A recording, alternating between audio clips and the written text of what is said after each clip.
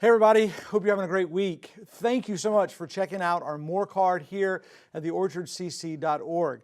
Whenever you're looking at this, I hope that the video content you're about to see and then the questions that follow will really have an impact and make a difference.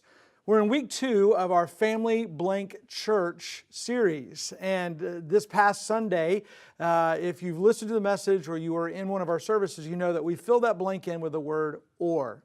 Family or church. Several years ago, Pastor Rick Warren wrote a little devotional, and in that devotional, he started it by asking this simple question: what would people say your priorities are? That's a great question, isn't it? Because there's no doubt, and we talked about this on Sunday, that we have a lot of stuff that we fill our lives with. You don't believe that? Just look at your calendar sometime and begin to look at all the things that you have to accomplish, sometimes from day to day or week to week, and certainly throughout the year. If you add kids to that mix and their schedules, you'll realize pretty quickly that our calendars not only are full, but our priorities sometimes can get pretty messed up. In the Bible, New Testament, Jesus makes a statement in a sermon. It's the most famous sermon he ever preached. It's called the Sermon on the Mount. And this one statement he makes is so profound and so important for us when we start thinking about the question that Rick Warren asked. What would people say your priorities are? So let me read this statement to you and give you an opportunity tonight to maybe spend some time thinking about that. Here's the statement. It's found in Matthew chapter 6, verse 21. And it says, "For where your treasure is, there your heart will be also." For where your treasure is, there your heart will be also. Now that's an incredible statement. And it's also a statement that requires us to answer some questions. Big question is, where is your heart today? Really, what is at the center of or most prominent in your thinking or on your mind or in your heart today? How do you answer that question? Maybe one of the easiest way to answer that question is simply say this: your heart is wherever you put, first of all, your money. For some of you, your heart is in a house and you're thinking about a mortgage and responsibilities and upkeep, and so your treasure, your heart is there because your treasure is there, your money is there. Maybe for somebody else it's a boat, or maybe it's that car you've always wanted, or some other hobby that requires some financial skin in the game, and that's where your heart is today. You know that, you sense that, you feel that, because when you begin to think about your priorities in your heart, that's the first things that come to mind. Wherever you put your money, that's where your heart is going to go. Think about it like this. Let's say you decided today you wanted to invest in Apple stock. You know that as you think about all the Apple products, iPhones and iMacs and MacBook Airs and all those things, that Apple stock is a good investment. So you have a little extra money and you put it into that stock.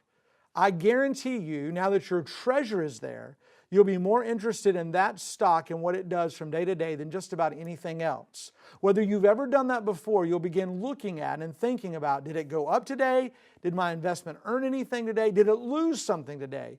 And am I making a bad investment? Where you put your money, you'll probably find your heart. So how do we play that out? And what does that mean when we start thinking about then our heart, our treasure, and ultimately our priorities? You see, it's not just about where you put your money that reveals your heart, but it also is about your time. Where you put your time really begins to answer the question that Warren first asked: where are your priorities? Where you spend your time, where you invest your time, will reveal those priorities pretty quick. You can say, for instance, you love Jesus, but if you don't spend any time with Him, what you're really saying is empty words. You can say you love your kids. I love my kids, but have you spent time with them? Have you had conversations with them and invested in them? It's easy to say you do. It's another thing to actually do.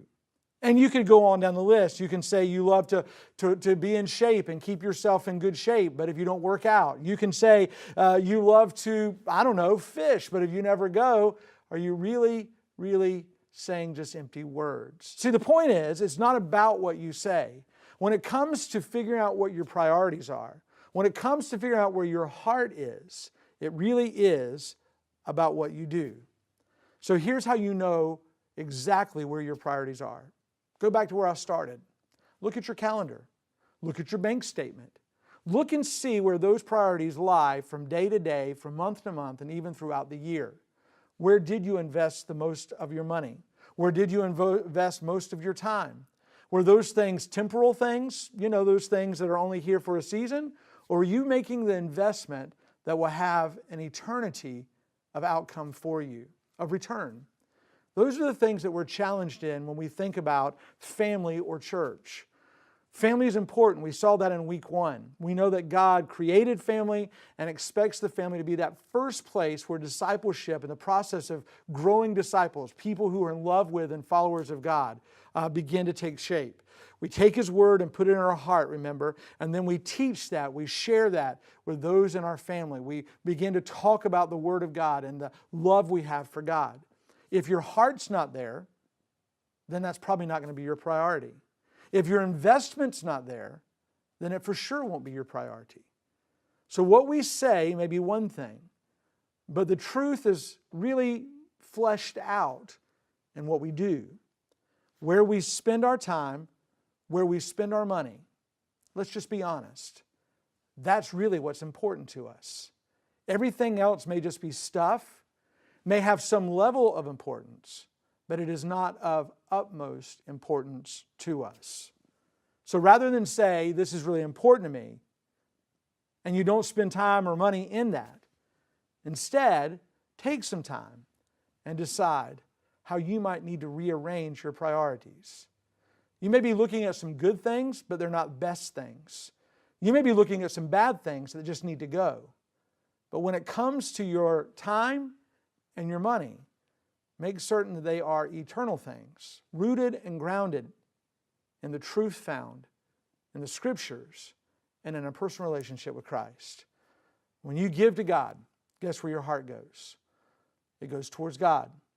You draw closer to Him, He draws closer to you, and it becomes this incredible moment, an act of worship. So where are your priorities today? Find your heart, you'll find your priorities. You're going to see a list of questions after this that maybe gives you some more discussion time.